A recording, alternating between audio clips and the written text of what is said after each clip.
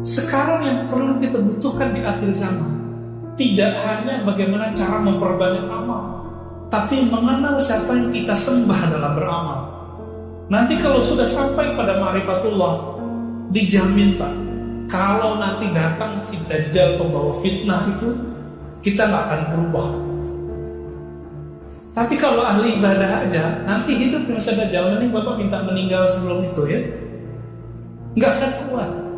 Urusan perut ya, bahkan Dajjal kalau sudah keluar itu, anak istri itu bisa jadi diperkosa oleh tentara-tentaranya. Kita dituntut, kamu ikut saya atau gimana? Diancam. Nauzubillah min zalik. Nauzubillah min fitnatil Masih Dajjal. Ya, semoga kita terjaga dari fitnah Masih Dajjal. Nanti akan ada orang nggak kuat karena kelaparan, bunuh diri Pak. Nauzubillah min zalik. Kuat nggak menuju itu? Jadi masalah yang tadi resesi, apalah istilahnya, kan menakutkan ya. Nggak usah khawatir Pak, Indonesia nggak akan mengalami kelaparan sedahsyat itu. Coba buka tentang swasembada kita, itu daerah Kalimantan, sekian ratus hektar, bahkan ribuan hektar itu sedang dipersiapkan untuk pangan. Coba lihat deh, videonya banyak. Ya, langsung. Maka Bapak yang dulu tidak nyoblos presiden sekarang seperti saya, sudahlah, jangan ngutuk lagi, jangan menghujat lagi. Sekarang PR kita cuma satu, mendoakan siapapun yang memimpin negeri ini supaya Allah guide dia secara gaib, secara batin untuk menyelamatkan negeri kita. Sepakat? Masa sih Indonesia jadi tempat kebangkitan Islam, sedangkan agama sebelah juga katanya ada target-target. Target itu cuma target. Dulu kampung saya Sumatera Barat mau di 50% kan 2000 tahun 2000. Apa bukti sampai sekarang? Orang ada Injil bahasa Minang aja rame, langsung cium mereka. Ya, walaupun saya tidak melarang kok Injil berbahasa apa aja, kita nggak larang.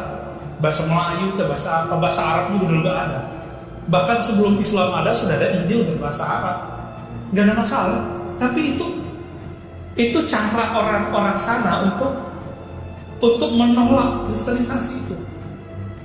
Namun nggak usah khawatir Pak, Islam dan Kristen memang agama misionaris, bahasa Arabnya dakwah, ya kan?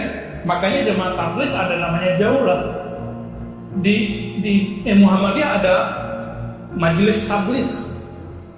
Di NU juga ada lembaga dakwah gitu, LDNU gitu kalau nggak salah ya. Itu ada semua. Orang Persis juga punya, ya semuanya punya.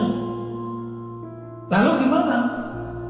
Non-Muslim ataupun ajaran-ajaran menyimpang itu ketika masuk ke dalam tubuh umat Islam mirip kayak vaksin. Kalau dia masuk nanti lawannya lebih gede Pak. Jadi saya bersyukur kalau mereka ngomong begitu. Ya, nanti balasannya lebih gede. Gak usah khawatir, Indonesia keislamannya sudah mendarah daging. Ini paling lucu, ada yang buat agama baru, Ahmad Musodik, kasih ingat? Bapaknya meninggal, orang tuanya meninggal, sumpah bapaknya mati. Terus udah bingung ngapain Pak? Baca Yasin deh. Jadi dia itu sudah kafir secara hukum Islam, tapi alam bawah sadarnya dia NU. Pas meninggal orang tuanya dibaca Yasin Pak. Nah, kalau orang Aceh Muhammadiyah nggak tahu deh ngapain dia. Artinya itu dia udah lupa kalau dia itu pernah kafir gitu. Dia masuk Islam lagi itu berarti kayaknya. Nggak tahu kalau habis itu jadi apa lagi. Nah ini di Indonesia, karena Allah itu menakdirkan banyaknya sekarang zuriat Rasulullah di negeri ini, maka akan banyak Pak. Vaksin itu vaksin semua itu. Ya, aliran A, aliran B, aliran C, gak usah khawatir. Bahkan Imam Mahdi palsu juga banyak. Gak jauh di tempat saya, Sawangan Parung tuh juga ada yang mengakui Imam Mahdi. Bintaro belum ya, aman. Kenapa nih ada Imam Mahdi palsu? Itu kerjaannya Nabi Khidir alaihissalam. Karena kalau Imam Mahdi sekarang kecium, dibunuh oleh tentara Dajjal, habis Pak. Ya, maka dalam hadis dikatakan Allah Subhanahu wa Ta'ala akan mengislahnya, yuslihuhullahu fi lailah. Allah akan mengislah Imam Mahdi itu dalam semalam. Hadisnya sahih. Maksudnya islah semalam apa? Sebelum diislah, kita nggak akan kenal persis itu. Bapak nggak akan kenal persis siapa Imam Mahdi. Kenapa? Dia nggak akan berpenampilan ustadz, Pak. Ini mohon maaf, saya kasih tahu aja ya. Al-Mahdi tidak berpenampilan ulama. Maka orang-orang itu lagi buru itu ya. Orang-orang yang ingin membunuh Al-Mahdi itu dengan nama-nama intelijen apalah. Mereka lagi nyari tukang jual gorengan, tukang sapu, tukang sapu, dikira begitu Imam Mahdi. Karena bukan yang berpakaian begini, bukan yang pakai kopiah begini. Enggak. Nah ini makna islah. Itu cara Allah menyembunyikan Imam Al-Mahdi. Maka ini yang disebut Nabi SAW ismu kasih. Namanya seperti namaku. Nama dalam bahasa Arab ismun artinya dua, kemuliaan. Yang kedua al-alam, tanda. Ya, kemuliaan dan tanda. Jadi nggak usah khawatir. Insya Allah negeri kita dijaga. Takwa dan wara itu berhubungan erat. Tapi zuhud lain lagi. Takwa dan wara.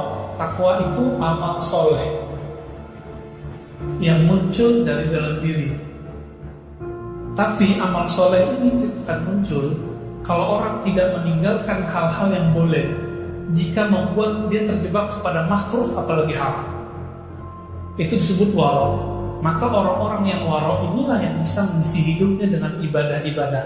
Nah, ibadah ini jika bersumber dari perasaan tadi disebut takwa.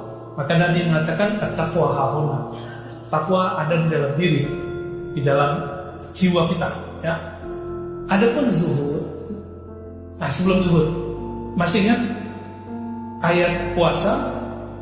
Kutiba alaikumusiyam kama kutiba alal ladzina min qablikum la'allakum tattaqun. Jadi takwa itu adalah goal dari ibadah puasa. Jadi ujung dari ibadah fisik itu adalah takwa. Namun saya balik, sebenarnya ibadah fisik itu bersumber dari takwaan itu. Adapun zuhud itu ada tingkatannya, Pak. Ada zuhud dari dunia, ada zuhud dari akhirat, ada zuhud dari dunia, ada zuhud dari akhirat, ada zuhud dari dunia dan akhirat. Gitu. 3. Zuhud dari dunia ketika di dalam hati kita tidak ada satupun nama dunia di dalamnya. Kayaknya kita belum selamat ya Pak. Ya, rupiah, dolar itu masih ada di dalam tuh ya. Ya kan? Nafsu, hasrat itu jujur aja. Saya aja belum selamat dari itu. Pernah ngaji hikam, belajar zikir, riyadhah ribuan zikir. Apalagi yang nggak riyadhah zikir. Kira-kira gimana tuh? Sekarang yang perlu kita butuhkan di akhir zaman tidak hanya bagaimana cara memperbanyak amal, tapi mengenal siapa yang kita sembah dalam beramal. Nanti kalau sudah sampai pada ma'rifatullah, dijamin Pak, kalau nanti datang si Dajjal pembawa fitnah itu, kita nggak akan berubah. Tapi kalau ahli ibadah aja, nanti hidup di masa Dajjal ini Bapak minta meninggal sebelum itu ya, nggak akan kuat. Urusan perut ya, bahkan Dajjal kalau sudah keluar itu, anak istri itu bisa jadi diperkosa oleh tentara-tentaranya. Kita dituntut, kamu ikut saya atau gimana? Diancam. Nauzubillah min zalik. Nauzubillah min fitnatil Masihid Dajjal. Ya, semoga kita terjaga dari fitnah Masihid Dajjal. Nanti akan ada orang gak kuat karena kelaparan bunuh diri, Pak. Nauzubillah min zalik. Kuat gak menuju itu? Jadi masalah yang tadi resesi, apalah istilahnya kan menakutkan ya. Gak usah khawatir Pak, Indonesia gak akan mengalami kelaparan sedahsyat itu. Coba buka tentang swasembada kita, itu daerah Kalimantan sekian ratus hektar, bahkan ribuan hektar itu sedang dipersiapkan untuk pangan. Coba lihat deh, videonya banyak ya, langsung.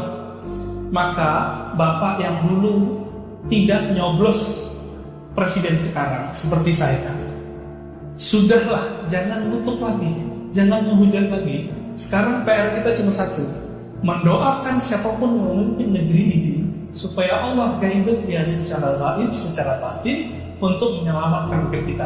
Sepakat? Masa sih Indonesia jadi tempat kebangkitan Islam, sedangkan agama sebelah juga katanya ada target-target. Target itu cuma target. Dulu kampung saya Sumatera Barat mau di 50% kan tahun 2000. Apa bukti sampai sekarang? Orang ada Injil bahasa Minang rame, langsung cium mereka. Ya? Walaupun saya tidak melarang kok, Injil berbahasa apa aja kita nggak larang. Bahasa Melayu ke bahasa apa, bahasa Arab juga dulu nggak ada. Bahkan sebelum Islam ada sudah ada Injil berbahasa Arab, nggak ada masalah. Tapi itu cara orang-orang sana untuk menolak kristenisasi itu. Namun nggak usah khawatir Pak. Islam dan Kristen memang agama misionaris, bahasa Arabnya dakwah, ya kan? Makanya jemaah tabligh ada namanya jaulah. Di Muhammadiyah ada majelis tabligh. Di NU juga ada lembaga dakwah gitu, LDNU gitu kalau nggak salah ya. Itu ada semua. Orang Persis juga punya, ya semuanya punya. Lalu gimana? Non-Muslim ataupun ajaran-ajaran menyimpang itu ketika masuk ke dalam tubuh umat Islam ini kayak vaksin. Kalau dia masuk nanti lawannya lebih gede Pak. Jadi saya bersyukur kalau mereka ngomong begitu. Ya, nanti balasannya lebih gede. Gak usah khawatir, Indonesia keislamannya sudah mendarah daging. Ini paling lucu. Ada yang buat agama baru, Ahmad Musodik, masih ingat? Bapaknya meninggal, orang tuanya meninggal, lupa bapaknya mah. Terus udah bingung ngapain Pak? Baca Yasin. Jadi dia itu sudah kafir secara hukum Islam, tapi alam bawah sadarnya dia NU. Pas meninggal orang tuanya dia baca Yasin Pak. Nah, kalau orang Aceh Muhammadiyah nggak tahu deh ngapain dia.